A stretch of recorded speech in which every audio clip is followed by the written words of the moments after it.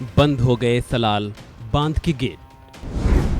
तड़पेगा पाकिस्तान, करेगा मिन्नतें। क्या है सिंधु जल संधि का इतिहास? पाकिस्तान पर होगा कितना असर? इंडस वाटर ट्रीटी हमने भंग नहीं की है बल्कि सस्पेंड की है। से अभी इमीडिएटली मैं कहता हूं कोई फर्क नहीं पड़ेगा।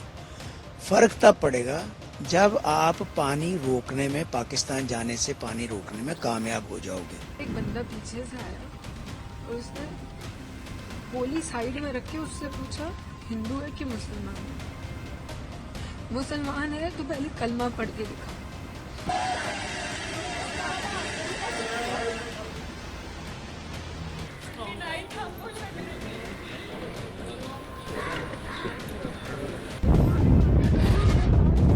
डिग्री कॉलेज में डिग्री कॉलेज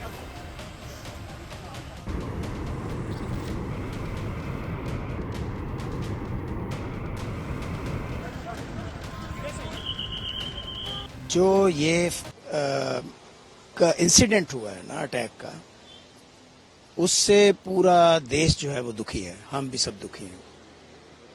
लेकिन ना जो फैसले हुए हैं वो भी हमें देखने पड़ेंगे कि वो फैसले का असर क्या होगा। सबसे पहले मैं इंडस वाटर ट्रीटी की बात करता हूं। इंडस वाटर ट्रीटी हमने भंग नहीं की है बल्कि सस्पेंड की है। सस्पेंशन का मतलब ये है कि हम फिलहाल उसकी जो प्रोविजंस हैं उसको हम नहीं मानेंगे। प्रोविजंस क्या क्या हैं? आज़ादी के बाद जो पंजाब के 5 दरिया थे उनको इंडिया और पाकिस्तान में बांट दिया गया था, जिसमें जो 3 दरिया हैं, सतलुज, ब्यास और रावी, इस पर हमारा एक्सक्लूसिव कंट्रोल है, यानी कि इंडिया उनका पानी पूरा इस्तेमाल कर सकता है। उसमें से पानी जाता भी है पाकिस्तान में, लेकिन यह पहले हम अपना सारा पूरा कर लेते हैं। जो 2 चनाब और झेलम है वो पाकिस्तान के हिस्से में है, लेकिन उसमें से भी हम 20% के करीब पानी इस्तेमाल कर सकते हैं। 80% पानी पाकिस्तान में जाता है।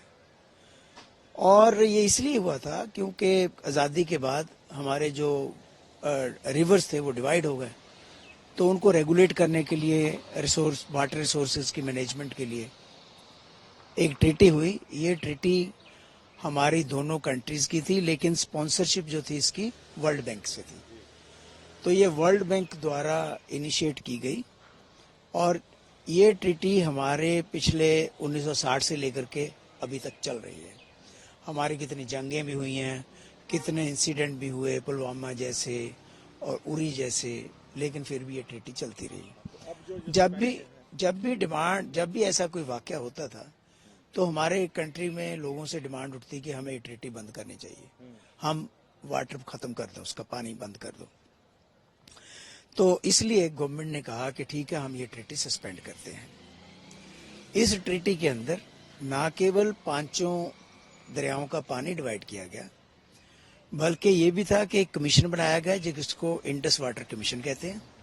उसकी मीटिंगें होती रहती थी और अगर किसी को कोई भी आपत्ति होती थी, कोई भी प्रॉब्लम होती थी, दोनों में से वो एक दूसरे से शेयर करते थे। सस्पेंड कर दिया गया है, इससे जी, पाकिस्तान को कितना इम्पैक्ट पड़ने वाला है आपके हिसाब से, और देखो ऐसा है, इमीडिएटली पाकिस्तान को कोई इम्पैक्ट नहीं पड़ेगा इमीडिएटली, क्योंकि जो पानी रिवर में जा रहा है, जब तक उसको आप रोक करके उसको कोई यूटिलाइज नहीं कर सकते, उस समय तक आप कुछ नहीं कर सकते। देखो, आपको चनाब और झेलम का पानी डाइवर्ट करके दूसरे दरियाओं में डालोगे या नहरें बना करके कहीं और भेजोगे, तब तो आप उस पानी को रोक सकते हैं। अदरवाइज इंटरनेशनल समझौतों के मुताबिक आप वो दरिया जो 2 स्टेटों में से आपस में गुजरते हों, वहां पर आप नेचुरल फ्लो वाटर का रोक नहीं सकते। और दूसरे एक और चीज भी है कि ये जो समझौता है, ये दोनों, इंडिया और पाकिस्तान, दोनों में से कोई भी एकतरफा इसको खत्म नहीं कर सकता। और गवर्नमेंट ने जो दिया है उससे नहीं, ये सस्पेंड हुआ है, मैंने कहा ना, ये सस्पेंड हुआ है, खत्म नहीं हुआ है। तो खत्म करना तो ये होता है कि हम ट्रीटी एब्रोगेट कर दें, वो नहीं हुआ है। सस्पेंड का, सस्पेंशन से अभी इमीडिएटली मैं कहता हूं कोई फर्क नहीं पड़ेगा। फर्क तब पड़ेगा जब आप पानी रोकने में, पाकिस्तान जाने से पानी रोकने में कामयाब हो जाओगे, उसके लिए आपको प्रॉपर व्यवस्था करनी पड़ेगी। उसके लिए सरकार को कितनी देर लगती है, कितने रिसोर्सेज हैं, क्या प्लानिंग होती है, वो एक लंबा विषय है। दूसरी तरफ पाकिस्तान जो है वो क्या रुख अख्तियार करता है, वो दोबारा यूनाइटेड नेशन में जाता है या दोबारा उसको वर्ल्ड बैंक की तरफ जाता है कि देखो हमारे साथ ये हो रहा है, या नेचुरल फ्लो जो है पानी का उसको रोकने के खिलाफ जाता है। तो ये पाकिस्तान अभी क्या इसका वो करेगा अभी नहीं पता है। गरना के बाद जो डिप्लोमेसी, ये इसको डिप्लोमेसी कहते हैं, ट्वीट हुआ है, अब इसको कितना समझते हैं कि कितना देखो, फेवरेबल है इंडिया के लिए? इंडिया ने एक संकेत दे दिया है कि हम किसी भी हद तक जा सकते हैं जो क्रॉस बॉर्डर टेररिज्म है उसको रोकने के लिए। और उसके बारे में इंडिया ने ना केवल इंडस वाटर ट्रीटी को सस्पेंड किया है, बल्कि जो डिप्लोमेटिक स्टाफ है उसको भी आधा कर दिया है। पहले आधा था, उसका भी आधा कर दिया है। यानी पहले तकरीबन 55 थे, अब हो सकता है 30 के करीब हो गए हैं। इसी तरह से वाघा बॉर्डर में जो ये है ट्रेड है, आना जाना और ट्रेड बिल्कुल बंद कर दिया। अगर आना जाना और ट्रेड बंद होता है, उसका एक तो जो लोकल थोड़ा बहुत ट्रेड था उसका इम्पेक्ट पड़ेगा, दूसरे जो ट्रांजिट में अफगानिस्तान यहाँ से जाता था सारे ट्रक वगैरह वो सारे रुकेंगे, तीसरे जो जत्थे जाते हैं चाहे वो कटासराज जा रहे हों चाहे ननकाना साहब जा रहे हों वो भी सारे रुकेंगे, और चौथे जो भी नागरिक वहाँ के किसी भी वजह से आए हुए हैं, फॉर एग्जाम्पल कोई पाकिस्तान से मेडिकल इलाज के लिए आया हुआ है तो 48 घंटे के अंदर उनको वापस जाना पड़ेगा। इसी तरह से हमारे जो एक्सपर्ट्स कहीं पर भी हैं पाकिस्तान में, उनको भी उसी तरह से बुला लिया गया है। तो ये बहुत बड़ा फैसले हैं। ये जो फैसले हैं ये इस चीज़ की तरफ संकेत देते हैं कि जो टेररिस्टों ने वहाँ पर किया है वो हमें वो किसी कतई तौर पर भी मंजूर नहीं है। उसके बारे में हम कोई भी फैसले ले सकते हैं और ये फैसले हमने लिए हैं। इसके बाद थोड़ा और कोई स्ट्रॉन्ग स्टेप भी ले सकती है इंडियन गवर्नमेंट, क्योंकि किसी भी हालत में देखो, जब आप डिप्लोमेटिक स्टाफ कम करते हो या बिल्कुल एक तरह सफारत खाना बंद करने की बात है, तो समझ लो ये एक एक्सट्रीम स्टेप में से एक स्टेप है, क्योंकि आमतौर पर देश जो है वो डिप्लोमेटिक रिलेशन तोड़ते नहीं है जल्दी जल्दी।